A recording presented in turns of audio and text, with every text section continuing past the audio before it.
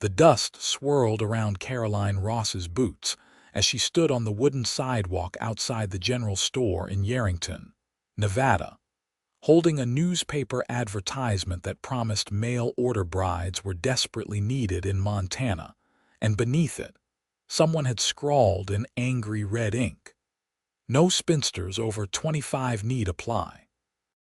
She crumpled the paper in her fist, feeling the familiar sting of rejection even though she had not sent a letter, had not even considered responding to such an advertisement. At 30 years old, Caroline had heard every variation of the same message. Too old, too set in her ways, too independent. Too late. The year was 1882, and in a world where girls married at 16 and were mothers by 18, she was an anomaly, a woman who had somehow missed her chance at the life everyone expected her to live. The afternoon sun beat down mercilessly on the Nevada desert town, turning the main street into a shimmering ribbon of heat and dust. Caroline tucked a strand of dark brown hair behind her ear and adjusted the basket on her arm, filled with the few supplies she could afford on her meager earnings as a seamstress. She had come to Yerington 3 years ago after her parents died, leaving her with nothing but a trunk of clothes and a sewing kit her mother had passed down. She rented a small room above the millinery shop and took in mending, alterations, and occasionally sewed dresses for the more prosperous women in town. It was not the life she had imagined as a girl, but it was hers, and she had learned to find a certain pride in her independence, even as the town's matrons clucked their tongues and shook their heads whenever she passed. "Poor Caroline Ross," they whispered. "Such a shame." Pretty enough, but what man wants a woman that age? Set in her ways, probably. Probably difficult. Caroline had stopped listening to the whispers years ago, or at least she told herself she had. But today, holding that crumpled advertisement, she felt the weight of their judgment more heavily than usual. She was about to head back to her room when she heard the commotion down the street. A horse had broken free from the hitching post outside the saloon, and it was bucking and kicking, spooked by something Caroline could not see.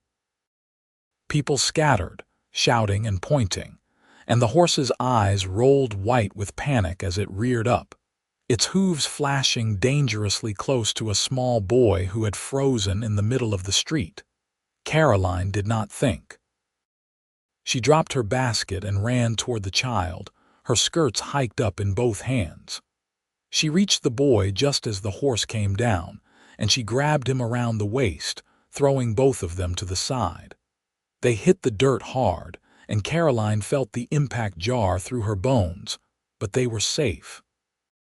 The horse thundered past, still wild with fear, heading straight for the open desert.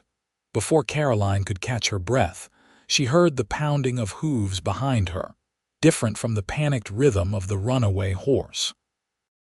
She looked up, shielding her eyes from the sun, and saw a rider coming fast down the main street. He was tall in the saddle, his hat pulled low over his face, and he moved with the easy confidence of a man who had spent his entire life on horseback. The rider did not slow down as he passed Caroline and the crying child. Instead, he leaned forward, his body perfectly aligned with his horse's movements, and gave chase to the runaway. Caroline pushed herself to her feet, brushing the dust from her skirts, and helped the boy up. His mother came running, tears streaming down her face, and swept the child into her arms without a word of thanks to Caroline. But Caroline was used to that too. She was watching the rider. He had caught up to the runaway horse at the edge of town, where the buildings gave way to scrubby desert brush and endless sand. She could see him moving alongside the panicked animal, reaching out, speaking words she could not hear but could imagine. Calm, steady words. The kind of words that made frightened creatures trust you. And then, with a movement so smooth it looked effortless, He caught the horses trailing reins and began to slow both animals, circling them in gradually tighter loops until they came to a stop. The small crowd that had gathered on the street let out a collective breath, and someone started clapping. Others joined in, and by the time the rider turned both horses back toward town, there was a smattering of applause and a few cheers. Caroline found herself clapping too, caught up in the relief and admiration of the moment. The rider brought the horses back to the saloon at a walk, the runaway now calm and docile beside his own mount. He dismounted with fluid grace and tied both horses securely to the hitching post, checking the knots twice. Then he turned, and Caroline got her first clear look at his face. He was younger than she had expected, probably in his early 30s, with sun-bronzed skin and dark hair that curled slightly at the edges beneath his hat. His eyes were a startling shade of green, the color of the pines that grew in the mountains far to the west, and there was something in his expression that was both serious and kind. He had a strong jaw, shadowed with a few days' worth of stubble, and when he smiled at something one of the men said to him, Caroline felt an unexpected flutter in her chest. She told herself it was just the aftermath of the excitement, the rush of having saved the child and then witnessing the rider's skill. But she could not seem to look away from him. The rider was talking to the saloon owner now, gesturing at the horse, and Caroline caught fragments of the conversation. Something about a loose board that had spooked the animal, and the owner needed to be more careful. The rider's voice was deep and measured, with a slight drawl that suggested he came from somewhere south of Nevada. Texas, maybe, or New Mexico. Caroline realized she was standing in the middle of the street, staring, and she quickly bent to retrieve her scattered groceries. A can of beans had rolled into the dirt, and a bag of flour had split, leaving a white trail across the ground. She salvaged what she could, her cheeks burning with embarrassment even though no one was paying attention to her anymore. Everyone was focused on the rider, the hero of the moment. She was kneeling in the dust, reaching for a lost potato when a shadow fell across her. She looked up and found herself staring at a pair of scuffed leather boots, well worn but carefully maintained. Her gaze traveled up to find the rider standing over her, his hat in his hands. "Madam," he said, and his voice was even warmer up close with a texture like honey over gravel. "I saw what you did for that boy. That took real courage." Caroline felt her face grow even hotter. "It was nothing," she said, trying to stand up with what remained of her dignity. Her skirts were covered in dust, and she knew her hair had come loose from its pins. She must look a complete mess. The rider bent down and picked up the last few items from her basket, placing them carefully inside. "It was not nothing," he said firmly. "You could have been hurt." That horse was out of its mind with fear. He handed her the basket and their fingers brushed. Caroline felt that unexpected flutter again, stronger this time. "Thank you," she managed to say. "And thank you for stopping the horse. That was remarkable riding." He shrugged, a slight smile playing at the corners of his mouth. "Just doing what needed to be done. Same as you." He paused, studying her face with those startling green eyes. "I have not seen you around town before. Are you new to Yerington?" "I have been here 3 years," Caroline said, a touch of bitterness creeping into her voice. "But I suppose I am not very memorable." The rider's expression shifted, becoming more intent. "I find that hard to believe," he said quietly. "I am Matthias Zimmerman. I just arrived in town yesterday. I have taken a job at the ranch outside of town, the Circle K. I will be managing their cattle operation." "Caroline Ross," she said, offering her hand because it seemed the natural thing to do, even though she knew it was perhaps too forward. "I am a seamstress. I live above the millinery shop." Matthias took her hand, and instead of shaking it, he bowed slightly and brushed his lips across her knuckles. It was an old-fashioned gesture, courtly and unexpected, and it made Caroline's heart skip. "Miss Ross," he said, "it is a pleasure to meet you." They stood there for a moment, hands still joined, and Caroline felt as if the dusty street and the curious onlookers had faded away. There was only this man, this stranger, looking at her as if she were the most interesting person he had ever encountered. As if she were not too old, too plain, too anything. As if she were just right. Then someone called Matthias's name, breaking the spell, and he released her hand with visible reluctance. "I should go," he said, "but I hope I will see you again, Miss Ross." "Perhaps," Caroline said, trying to sound casual even though her pulse was racing. "It is a small town."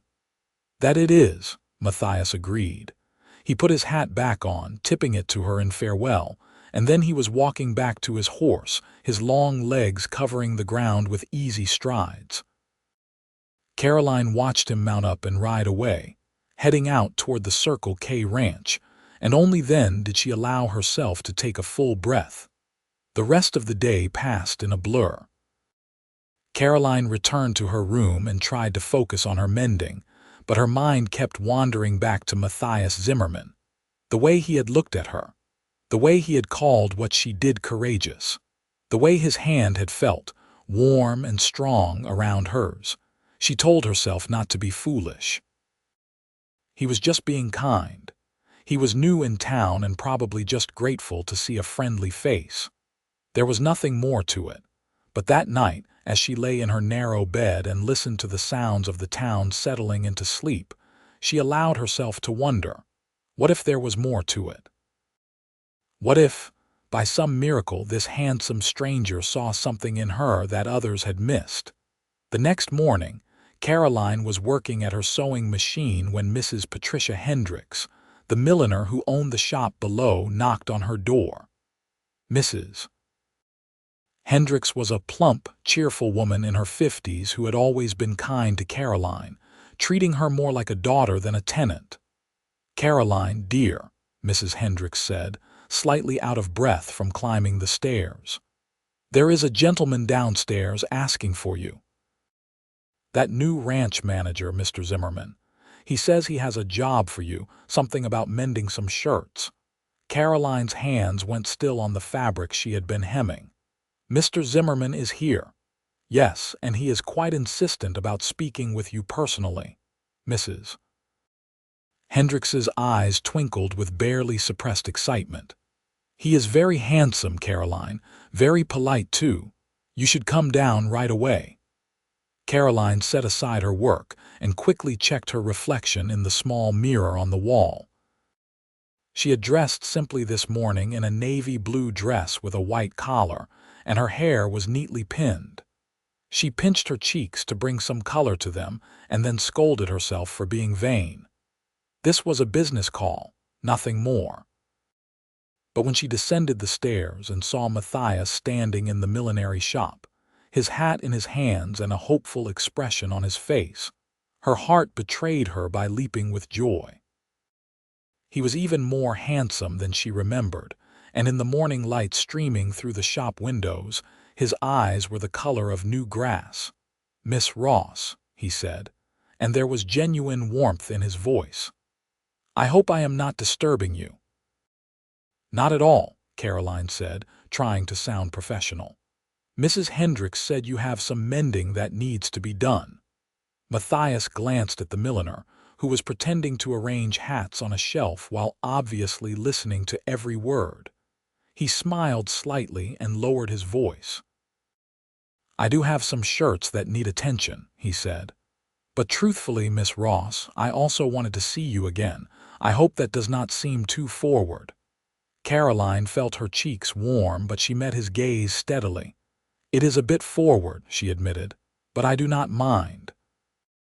His smile widened, transforming his serious face into something boyish and charming. "I am glad to hear it. Would you perhaps have time to take a walk with me this afternoon after you have finished your work? I would like to see more of the town, and I would appreciate the company." Caroline knew she should hesitate, should play coy and hard to get the way the ladies' magazines advised. But she was 30 years old, and she was tired of games. If this man wanted to spend time with her, she wanted to spend time with him too. Life was too short and too uncertain to pretend otherwise. "I would like that," she said. "I usually finish around 4 o'clock. We could meet by the town square." 4 o'clock, Matthias repeated, as if committing it to memory. "I will be there." He handed her a small bundle wrapped in brown paper. "And here are those shirts. No rush on them. Whenever you have time." Caroline took the bundle and their fingers brushed again, just as they had the day before. This time, Matthias let his hand linger for a moment, his thumb brushing across her knuckles in a gesture that was almost a caress. Then he stepped back, put on his hat and bid her and Mrs. Hendricks good day. After he left, Mrs. Hendricks abandoned all pretense of working and turned to Caroline with delight written all over her face. "Caroline Ross, that man is smitten with you. Absolutely smitten." "Do not be ridiculous," Caroline said, but she could not keep the smile from her face. "He is just being friendly." "Friendly my foot," Mrs. Hendricks said. "I saw the way he looked at you, like you were the answer to every prayer he has ever said. You be careful now, dear, but not too careful." She winked and Caroline laughed despite herself.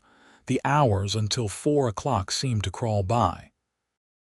Caroline worked on Matthias's shirts, which were indeed in need of mending. The fabric was good quality but worn from hard use, and she took care with every stitch, wanting the work to be perfect. As she sewed, she let herself think about the afternoon ahead. She tried to remember the last time a man had asked to walk with her, and she realized it had been years.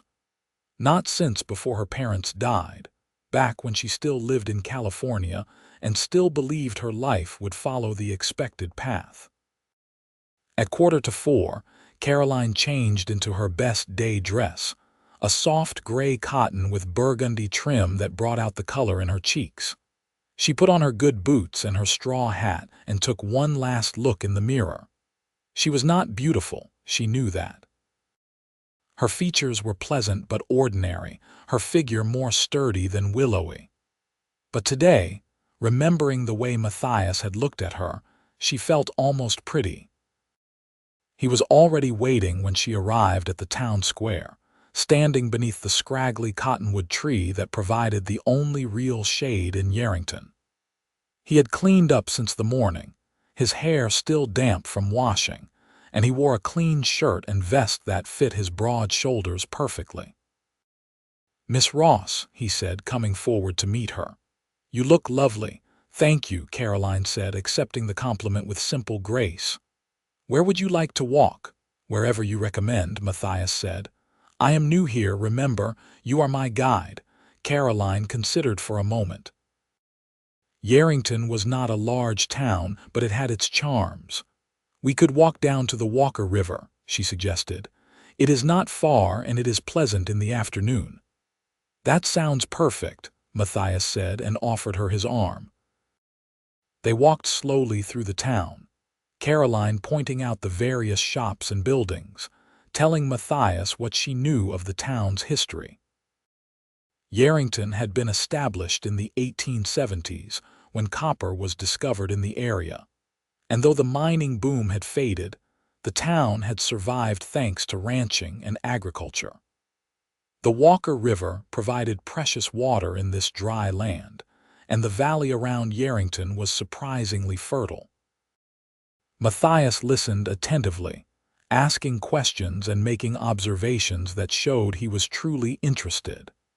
As they left the edge of town and walked along the path to the river, the conversation shifted to more personal topics. "Where are you from originally?" Caroline asked. I detected a southern accent. "Texas," Matthias confirmed. "Near San Antonio. I grew up on a ranch there, worked cattle since I was old enough to sit a horse. My father was a rancher and his father before him." "Why did you leave?" Caroline asked, then immediately worried she was being too nosy. "I am sorry, that is none of my business." "No, it is all right," Matthias said. "I do not mind telling you. My father died 2 years ago and the ranch went to my older brother. He is married with children and it made sense for him to take over. But there was not really a place for me there anymore. I am not content to work for my brother, and there was not enough to split the ranch between us. So I decided to head west, make my own way." "That must have been difficult," Caroline said softly. "Leaving your home." "It was," Matthias admitted, "but also necessary. I am 32 years old, Miss Ross. If I am going to build a life of my own, I need to do it now." They had reached the river, which flowed clear and cool through a landscape of cottonwoods and willows. The sound of the water was soothing, and the air here was noticeably cooler than in town. They found a place to sit on a fallen log near the bank, and for a while they simply enjoyed the peace. "Can I ask you something?" Matthias said after a comfortable silence. "Of course," Caroline said. "Yesterday, when I first saw you in the street, you looked so sad, like you were carrying the weight of the world on your shoulders. What was troubling you?" Caroline was surprised by the directness of the question, but also touched that he had noticed and cared enough to ask. She found herself telling him about the newspaper advertisement, about the comment that had been scrawled beneath it, about being 30 and unmarried, and how that seemed to mark her as somehow deficient in this world. Matthias listened without interrupting, his face growing more serious as she spoke. When she finished, he was quiet for a long moment, staring out at the river. Then he turned to her, and the intensity in his green eyes took her breath away. "Miss Ross," he said, and his voice was rough with emotion. "Caroline. May I call you Caroline?" "Yes," she whispered. "Caroline, I do not know what fool wrote that comment on the advertisement, and I do not know what is wrong with the men in this town that they have let you remain unmarried. But I can tell you this. If 30 is too old to be a bride, then that is exactly right for me.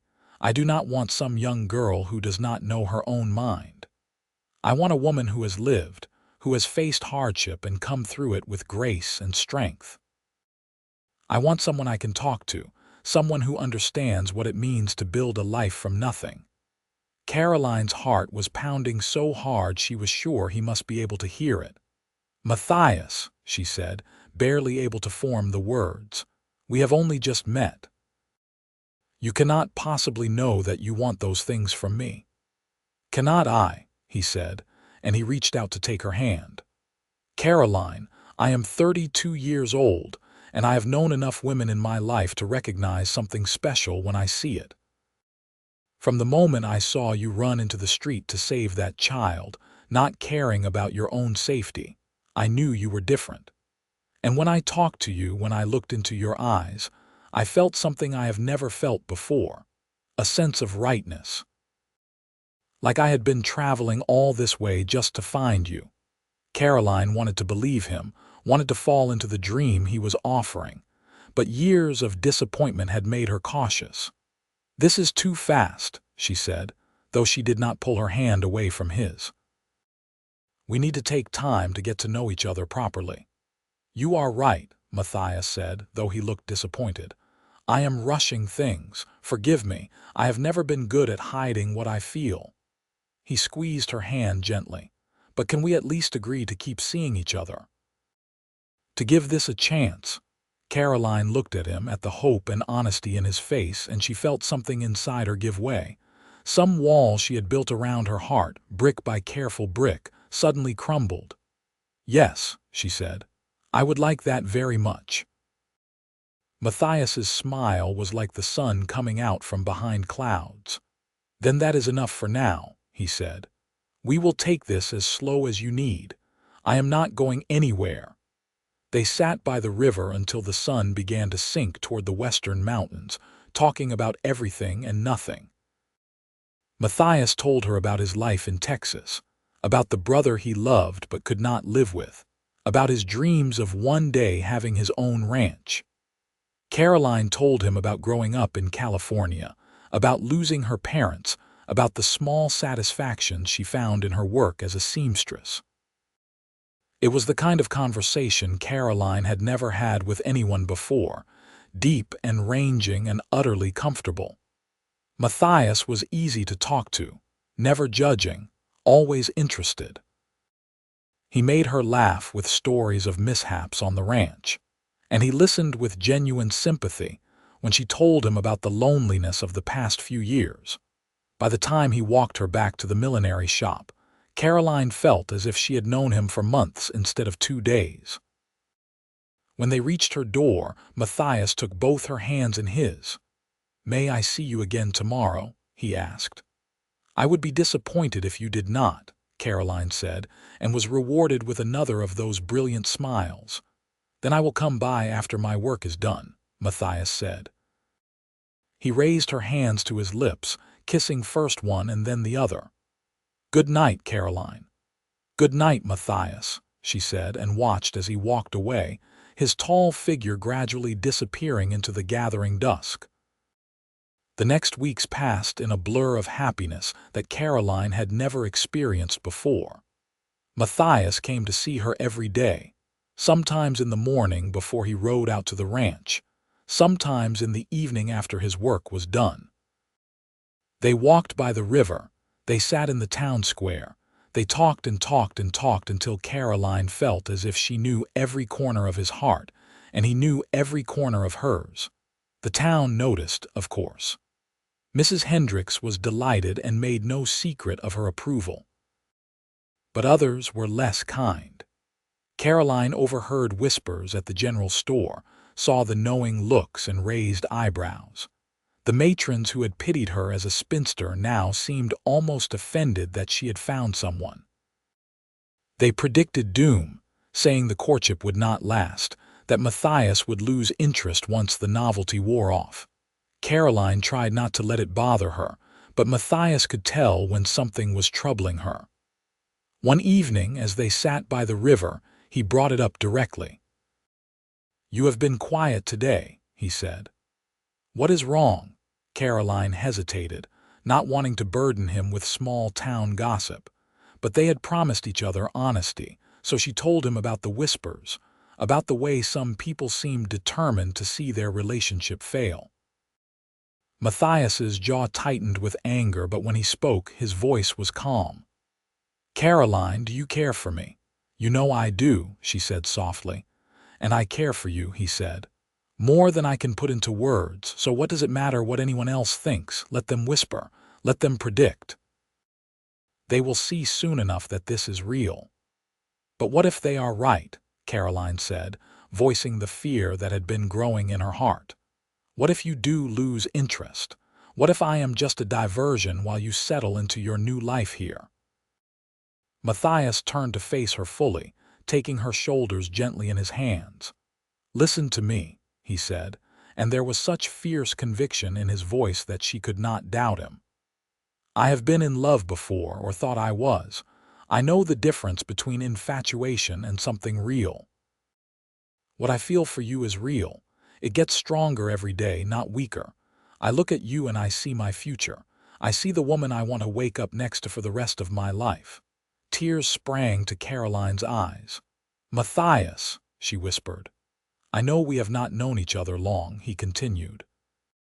"I know by all conventional wisdom we should wait longer. But I am 32 years old and I have wasted enough time in my life. I know what I want and I want you." He paused, and his hands were shaking slightly as he held her. "Caroline Ross, will you marry me?" The world seemed to stop. Caroline stared at him, at this wonderful man who had appeared in her life like a miracle, offering her everything she had thought she would never have.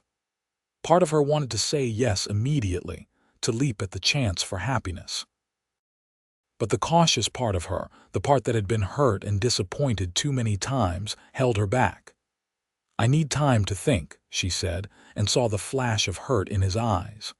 "Please, Matthias, not because I do not care for you, but because this is so important.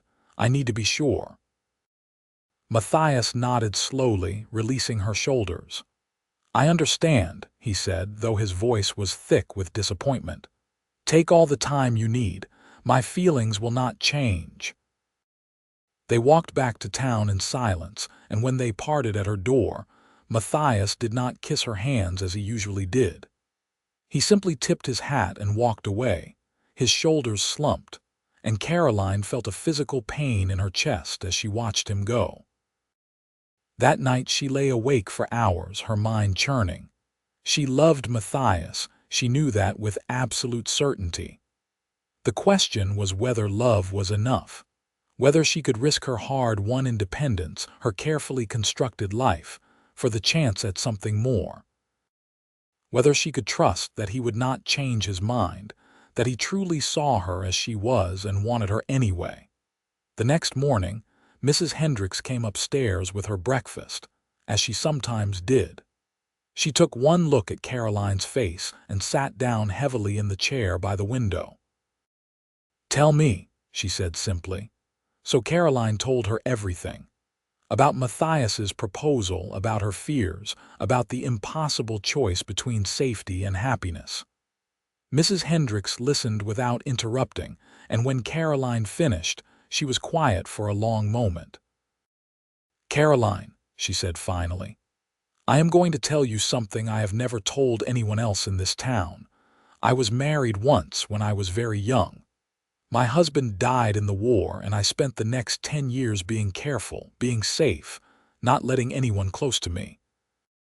And then I met a man, a wonderful man who wanted to marry me. But I was so afraid of being hurt again that I said no. I let him walk away." Caroline stared at her. "Mrs. Hendricks, I never knew." "No one knows," the older woman said. "That man found someone else, married her, had a family. And I have spent the last 20 years wondering what my life might have been like if I had been brave enough to say yes." She reached across and took Caroline's hand. "I am not saying you should marry Mr. Zimmerman if you do not truly want to, but do not let fear make the decision for you. Do not wake up 20 years from now and wonder what might have been." Those words echoed in Caroline's mind all day as she worked on her mending. By the time the afternoon shadows began to lengthen, she knew what she had to do. She put on her bonnet and walked out to the Circle K ranch, her heart pounding with every step. The ranch was about 3 miles outside of town, a sprawling operation with a big barn and several outbuildings. Caroline had never been there before, and she felt out of place as she walked up the dusty drive. A couple of ranch hands stopped working to stare at her, and one of them called out to ask if she needed help. "I am looking for Matthias Zimmerman," Caroline said, trying to sound confident. "He is down at the south pasture," the ranch hand said, pointing toward a distant fence line. "About a quarter mile that way." Caroline thanked him and started walking. Her good boots were not made for hiking through rangeland, and her skirts kept catching on the brush, but she pressed on. She finally spotted Matthias near a water trough, working on repairing a section of fence. He had taken off his shirt in the heat, and Caroline could see the play of muscles across his back as he worked.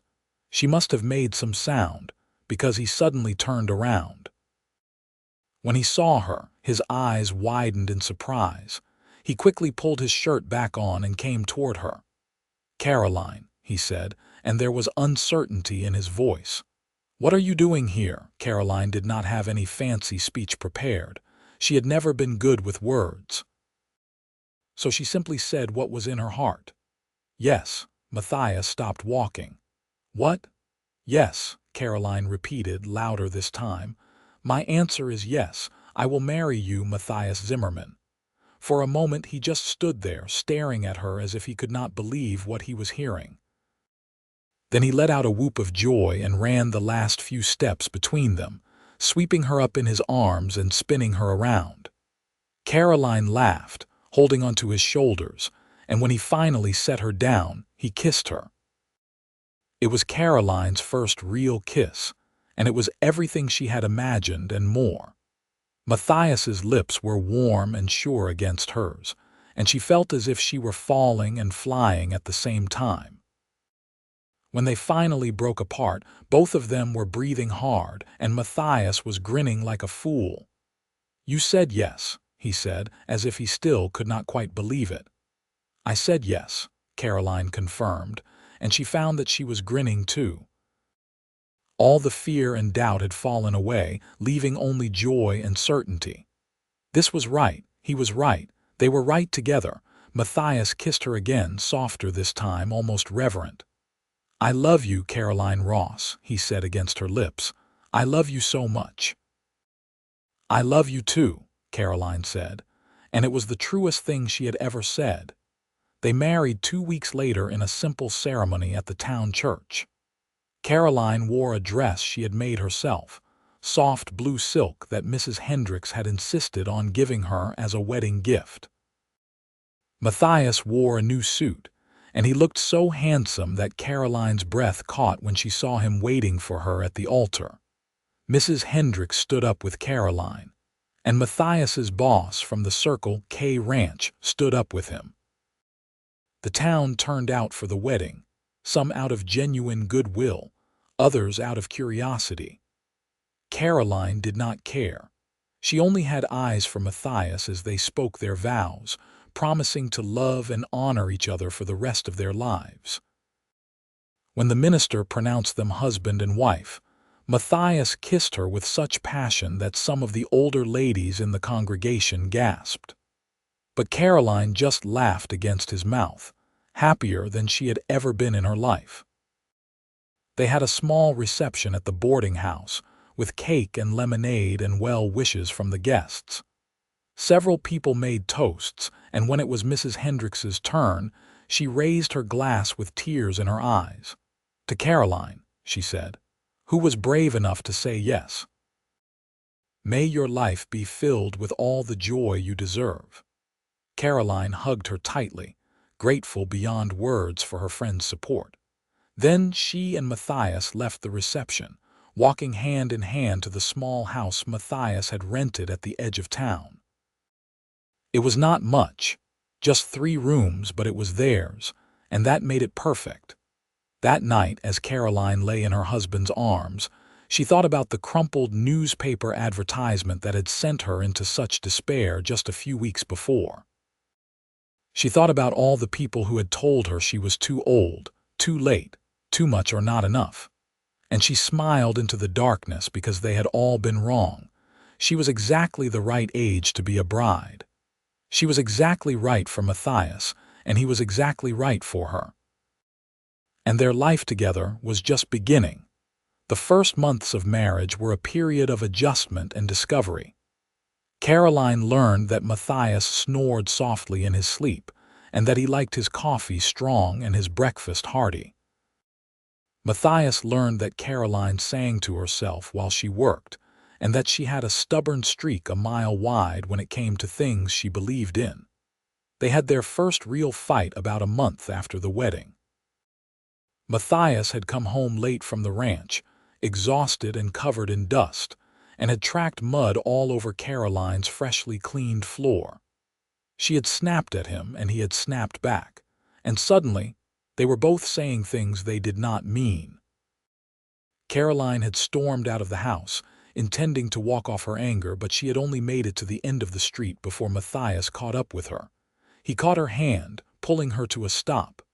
"I am sorry," he said, breathing hard. "I am sorry I made a mess. I am sorry I yelled." "Please come home." Caroline felt her anger deflate. "I am sorry too," she said. "I overreacted. It is just a floor." "No," Matthias said. "You have every right to be upset. This is your home too, and I need to be more considerate." He paused, then added with a slight smile, "Though you do have a formidable temper, Mrs. Zimmerman." Caroline laughed despite herself. "As do you, Mr. Zimmerman." They walked back home together, and Matthias cleaned up the mud without complaint. That night, they held each other close and promised to always talk through their disagreements instead of letting anger fester. It was a promise they would have to renew many times over the years, but they both meant it. As the months passed, Caroline settled into her new life as a married woman. She continued her seamstress work, though she no longer needed the income the way she once had. Matthias made a good salary at the Circle K, enough to support them comfortably. But Caroline enjoyed her work, enjoyed the sense of purpose it gave her, and Matthias never suggested she should give it up. In the spring, Matthias came home one evening with news that would change everything. He burst through the door, his face flushed with excitement, and swept Caroline into his arms. "The owner of the Circle K is retiring," he said. "He wants to sell the ranch, and he has offered it to me first." "Caroline, we could own our own ranch. We could build something real, something lasting." Caroline's heart leaped with excitement, but she forced herself to think practically. "Can we afford it?" she asked. "Not outright," Matthias admitted, "but he is willing to take payments. And I have been saving my wages, and I know you have some money put by. We could make a down payment and pay the rest over time." Caroline thought about her carefully hoarded savings, the money she had kept as security against an uncertain future. Then she looked at Matthias's hopeful face and realized that this was their future. Not some vague possibility, but a real, tangible dream they could build together. "Let us do it," she said. "Let us buy the ranch." Matthias kissed her soundly, and they spent the rest of the evening making plans, talking excitedly about what they would do with the property, how they would expand the herd, where they would build a new house to replace the aging ranch house that currently stood on the land. The negotiations took several weeks, but in the end, they came to an agreement. Matthias and Caroline became the proud owners of the Circle K ranch, along with a substantial debt that would take years to pay off. But they did not care. They were young, they were strong, and they were together. They could handle anything. Moving to the ranch meant leaving the small house in town, and Caroline found herself strangely nostalgic as they packed up their few belongings. This was where they had started their life together, where they had learned to be married. But the ranch house, for all its flaws, would be truly theirs, and that was worth any amount of nostalgia. The first year on the ranch was the hardest year of Caroline's life. She had never worked so hard, never been so tired. There was always something that needed doing. Fences to mend, animals to tend, meals to cook for the ranch hands Matthias had hired. Caroline's hands, once soft from sewing, became calloused and rough. Her back ached from hauling water and hanging laundry and kneading bread dough. But she had never been happier. There was something deeply satisfying about building a life with her own two hands, about seeing the direct results of her labor. The garden she planted flourished in the rich soil near the river. The chickens she raised produced more eggs than they could eat. The ranch, under Matthias's careful management, began to turn a profit. At night, they would collapse into bed, exhausted but content, and Matthias would hold her close and tell her how grateful he was for her strength and her courage and her willingness to take this leap of faith with him. And Caroline would kiss him and tell him that she would do it all over again in a heartbeat. In the fall of that first year on the ranch, Caroline realized that her monthly courses had not come. She waited another month to be sure, and when they still did not come, she allowed herself to hope. She told Matthias one evening as they sat on the porch watching the sunset, and she would never forget the look on his face. Pure, unfiltered joy. "A baby," he said wonderingly, placing his hand on her still flat stomach. "Caroline, we are going to have a baby." They held each other on the porch as the sky turned from gold to purple to deep blue, and Caroline felt a sense of completeness she had never imagined possible. She was 31 years old, supposedly too old to be starting a family, but her body had not received that message. Their child was growing inside her, a living symbol of their love. The pregnancy was not easy. Caroline was sick for the first few months, unable to keep food down, weak and miserable. Matthias hovered over her anxiously, trying to help but mostly just getting in the way. The doctor in Yarrington assured them that this was normal, that it would pass. And eventually it did. By the time winter came, Caroline was showing clearly, and she had regained her strength. She continued to work on the ranch as much as she could, though Matthias insisted she avoid heavy lifting.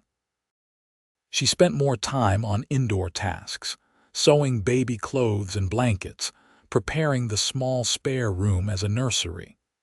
The other ranch wives in the area, who had been somewhat standoffish when Caroline and Matthias first took over the Circle K, began to warm to her. They brought her advice and hand-me-down baby things, sharing their own experiences of pregnancy and childbirth.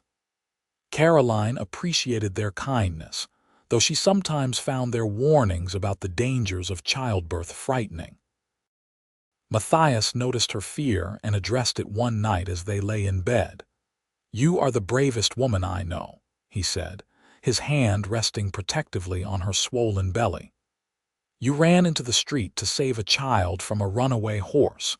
You agreed to marry a man you had known for only a few weeks. You helped me build this ranch from nothing. You can do this too, and I will be right here with you the whole time." His words gave Caroline courage, and she held on to them in the difficult months that followed. As her due date approached, she found it harder and harder to get comfortable, harder to sleep, harder to move. But she also felt a growing excitement. She was going to meet their child soon, was going to hold the baby they had created together. The baby came in early March on a day when the weather could not decide between winter and spring. Caroline's labor started just before dawn, and Matthias rode into town to fetch the doctor and the midwife. Caroline labored all day, and it was every bit as hard as the other women had warned her it would be. But Matthias stayed by her side the whole time, holding her hand, wiping her forehead, telling her she could do this. She was doing it. She was so strong and brave, and he loved her so much. As the sun was setting, their son was born. He came into the world screaming lustily, with a shock of dark hair and his father's green eyes. The midwife placed him in Caroline's arms, and she stared down at his tiny, perfect face with a sense of wonder that bordered on the religious. "He is beautiful," Matthias said, his voice choked with emotion. "Caroline, you did it. You were amazing." They named him Michael after Matthias's father and Ross after Caroline's family name. Michael Ross Zimmerman. He was a healthy, hungry baby who rarely slept and demanded constant attention. Caroline was exhausted to the bone, but she had never felt such fierce, protective love. She would have died for this child without a second thought. Matthias was a devoted father from the start. He would walk the floor with Michael at night when the baby would not settle, singing old cowboy songs in his deep voice until the crying stopped. He changed diapers without complaint and helped with the feeding when Michael graduated to a bottle. He built a cradle for the baby with his own hands, carving intricate designs into the wood. The first year of Michael's life passed in a blur of sleepless nights and stolen moments of joy. Caroline learned to nurse while mending clothes, to cook one-handed while holding the baby. Matthias learned to work faster at his ranch duties so he could spend more time with his family. Slowly, they found a rhythm that worked for them. By the time Michael was walking and talking, Caroline was pregnant again.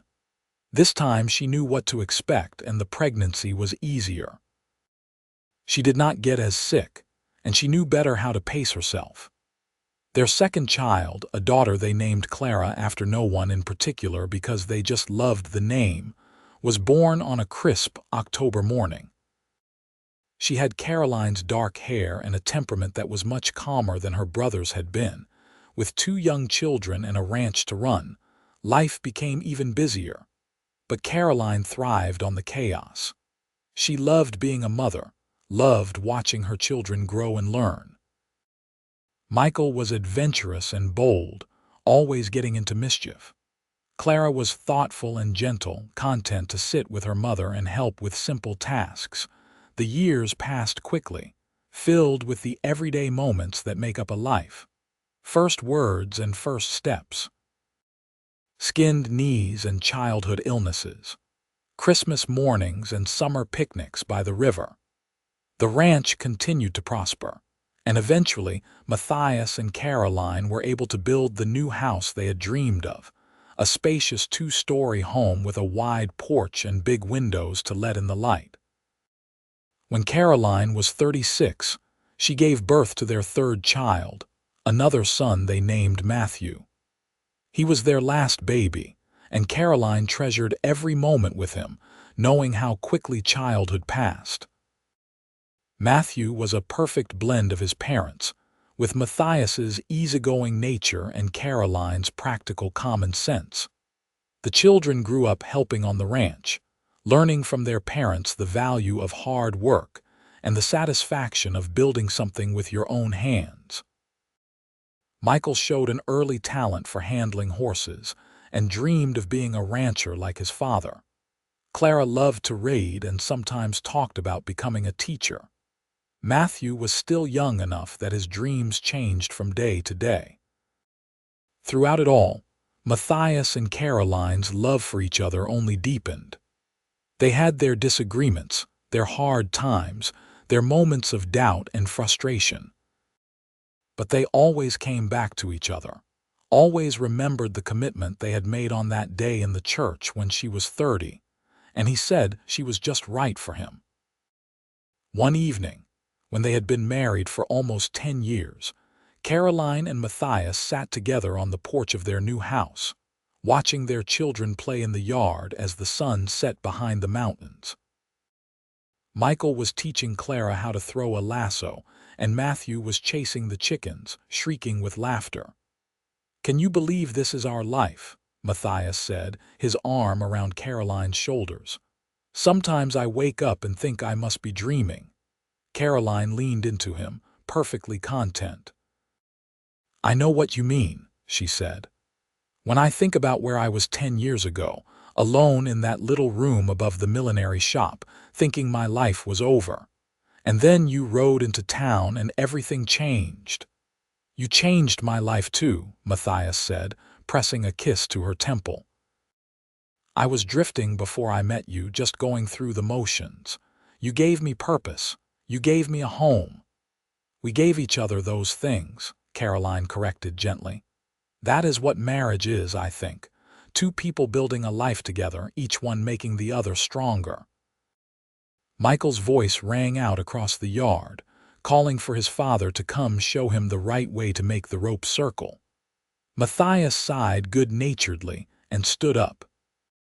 But before he went to their son, he bent down and kissed Caroline properly, a kiss that still made her heart flutter after all these years. "I love you, Caroline Zimmerman," he said. "I love you too," she replied, and watched as he jogged across the yard to help their children, his laughter mingling with theirs in the gathering dusk. When Caroline was 40, Mrs. Hendricks passed away peacefully in her sleep. Caroline mourned her friend deeply, grateful that she had lived long enough to see Caroline's happiness, to meet her children, to know that her advice all those years ago had been sound. At the funeral, Caroline told the story of how Mrs.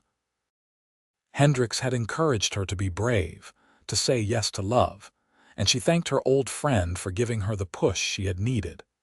The years continued to roll by, each one bringing its own joys and challenges. Michael grew into a tall, strong young man who was indeed a gifted horseman. At 19, he fell in love with the daughter of a neighboring rancher, a spirited girl named Susan, and Matthias and Caroline gave them their blessing.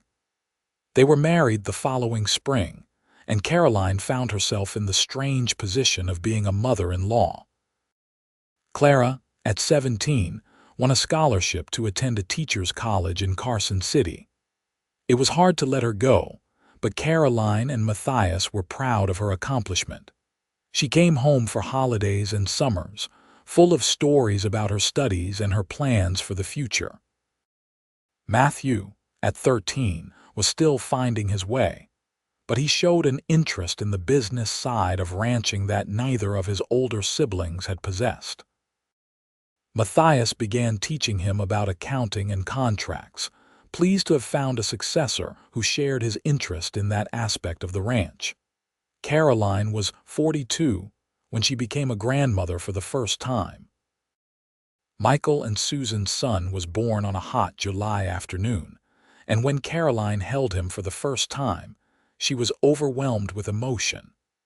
This tiny baby was the continuation of the family she and Matthias had built together, proof that their love would endure beyond their own lives.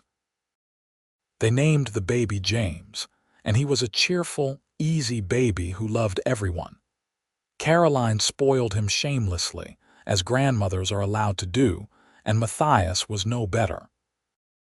They would ride over to Michael and Susan's house, which was on a section of the ranch Matthias had deeded to them as a wedding present, and spend hours playing with their grandson. "We have built a legacy," Matthias said to Caroline one evening after they had returned home from visiting James. "This ranch, our children, now our grandchild, we have created something that will last." "We have," Caroline agreed, "and it all started with a runaway horse and a crumpled newspaper." Matthias smiled, pulling her close. "Best decision I ever made, chasing after that horse. It led me to you."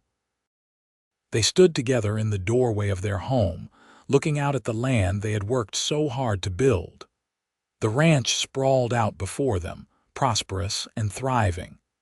In the distance, they could see the lights from Michael and Susan's house, where their grandson slept peacefully. The night air was cool and clear, and the stars overhead were brilliant. Caroline thought about the woman she had been at 30, standing in the street with a crumpled newspaper and a broken heart, believing she had missed her chance at happiness.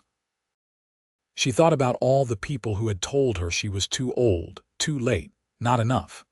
And she sent a silent thank you to Matthias for seeing past all of that, for seeing her. Over the next several years, their family continued to grow. Clara finished her studies and returned to Yerington to teach at the local school. She met and married a teacher from California, a kind, scholarly man named Peter, and they settled in town. They had 2 daughters, both as bookish and thoughtful as their mother. Matthew eventually took over much of the day-to-day management of the ranch, proving to have a keen head for business. He expanded their operations, negotiating contracts with buyers in California and even as far away as Chicago. The Circle K became one of the most successful ranches in the region, and Matthias was able to gradually step back from the hardest physical labor, though he never stopped being involved. As Caroline entered her 50s, she found herself settling into a new phase of life. Her children were grown and independent, her grandchildren were thriving, and she had more time for herself than she had had in years. She returned to sewing, not for money but for pleasure, making quilts and clothes for her grandchildren.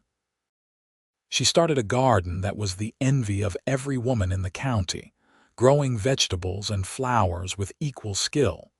But the greatest joy of this period was simply being with Matthias. After all the years of working so hard to build their life, they could finally slow down and enjoy it. They would take long rides together through the ranch land, just the 2 of them, talking and laughing, and sometimes simply enjoying the comfortable silence of a long marriage. One afternoon, when Caroline was 52 and Matthias was 54, they rode out to the spot where he had proposed to her all those years ago by the Walker River. The old log where they had sat was long gone, rotted away by time and weather, but the river still flowed clear and cool, and the cottonwoods still provided shade. They dismounted and walked to the water's edge, and Matthias took Caroline's hand. Her hair was streaked with gray now, and there were lines around her eyes and mouth. His hair was more gray than brown, and he moved a bit more stiffly than he once had. But when they looked at each other, they still saw the young people they had been, full of hope and love and dreams. "Do you remember the first time I brought you here?" Matthias asked. "Of course," Caroline said. "You told me I was just right for you, even though I was 30 and supposedly too old to be a bride." "You were just right for me," Matthias said. "You still are. You always will be." Caroline turned to face him fully, reaching up to cup his weathered face in her hands. "You saved my life, Matthias Zimmerman, not just that day in the street, but every day since. You gave me a life I never thought I could have." "We saved each other," Matthias said, echoing the words she had spoken so many years ago. "That is what love is." They kissed by the river, two people who had grown old together and were grateful for every moment. Above them, the Nevada sun shone down, warming the desert landscape they both loved. Around them, the land they had built together flourished. And in the distance, they could see the house where their family would gather for Sunday dinner, where their children and grandchildren would laugh and argue and love each other, continuing the legacy Caroline and Matthias had started. On their 25th wedding anniversary, their entire family gathered at the ranch for a celebration. Michael and Susan were there with their 3 children now, James and his younger twin sisters. Clara and Peter brought their 2 daughters. Matthew, who had recently gotten engaged to a sweet young woman from town named Elizabeth, brought his intended to meet the whole family properly. There was a huge feast, with tables set up in the yard and enough food to feed an army. There was music and dancing, and as the sun began to set, Matthias pulled Caroline onto the makeshift dance floor and they swayed together under the stars, surrounded by the people they loved most in the world. 25 years, Caroline said, her head resting on Matthias's shoulder. "Where did the time go?" "I do not know," Matthias said. "But I would not change a single moment." "Well, maybe I would have bought you better anniversary presents," he added with a laugh. Caroline laughed too, remembering some of the less successful gifts over the years. But it did not matter. The real gift was this life they had built, was the family that surrounded them now. As they danced, Caroline caught sight of her children watching them, smiling at their parents' obvious affection. She saw her grandchildren running around the yard, playing games in the twilight. She saw the ranch house lit up with welcoming light, and the land stretching out beyond it, fertile and productive. This was what happiness looked like, she realized. Not some perfect, unchanging moment, but a lifetime of moments strung together. Hard work and heartbreak, yes, but also overwhelming joy and deep, abiding love. Laughter and tears, struggle and triumph. All of it worth it for the chance to live this life with this man. The years continued to pass, gentler now as Caroline and Matthias eased into their 60s.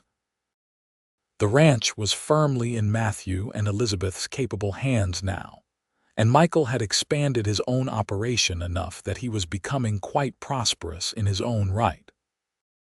Clara's daughters were grown, one following her mother into teaching, and the other surprising everyone by deciding to study medicine. Caroline and Matthias became the beloved grandparents who always had time for their grandchildren, who told stories of the old days and taught the young ones the skills they would need to thrive in this harsh but beautiful land. They were fixtures at family gatherings. Their long marriage held up as an example of what love could be when 2 people were truly committed to each other.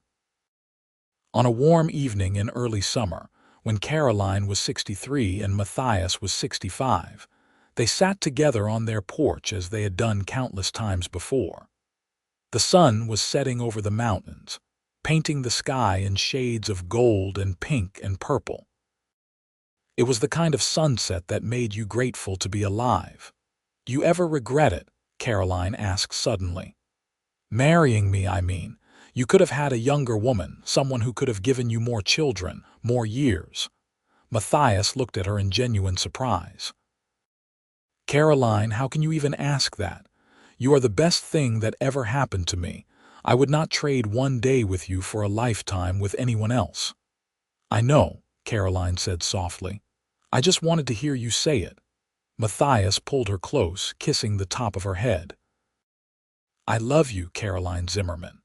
I loved you when you were 30, and I love you now that you are 63. I will love you when we are both old and gray and can barely hobble around. I will love you until my last breath and beyond. I love you too, Caroline said, and settled more comfortably against his side. Always and forever.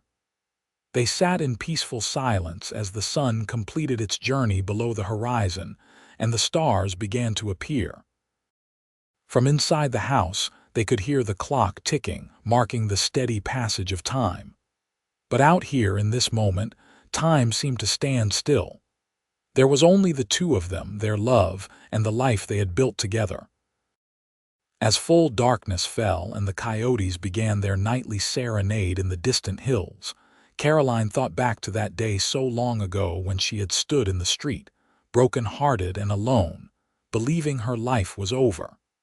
She thought about the newspaper advertisement that had crushed her spirit. She thought about the words that had hurt so much, too old to be a bride at 30, and then she thought about Matthias, riding into her life like a hero from one of Clara's beloved storybooks, and saying those words that had changed everything. Then you are just right for me. He had been right. She had been just right for him, and he had been just right for her. Their timing had been perfect, even though the world had told them it was too late. They had found each other at exactly the moment they were meant to. Two people who understood the value of what they had, because they had both known what it was like to feel lost. The years that followed were not always easy, but they were always worthwhile. And as Caroline sat on the porch with her husband's arms around her, surrounded by the evidence of their love and their work, she knew with absolute certainty that she would not change a single thing about her life. Every hardship, every struggle, every moment of doubt had led her to this place, to this man, to this profound and lasting happiness. The legacy they built would endure long after they were gone. Their children would tell their children about the grandmother who had been called too old at 30, and the grandfather who had said that made her just right. They would pass down the story of a love that started with a runaway horse and a leap of faith, and grew into something strong enough to withstand every test life could throw at it. And on quiet evenings, when the desert wind whispered through the cottonwoods, and the stars shone bright over the Nevada landscape, future generations would sit on this same porch and feel the presence of that love, still lingering in the walls of the house and the soil of the land. They would know that Caroline and Matthias Zimmerman had lived and loved here, and that their love had been something extraordinary. But for now, in this moment, Caroline and Matthias simply held each other and watched the stars, content in the knowledge that they had found what so many people spend their whole lives searching for. They had found their perfect match, their soulmate, their one true love. And they had been blessed with enough time to build a life together that was rich in every way that mattered. As the night deepened and the air grew cool, they finally rose from their chairs and went inside, hand in hand as always. Tomorrow would bring new joys and new challenges, as every day did. But they would face it together, as they had faced everything for the past 33 years. And that was all they needed, the end.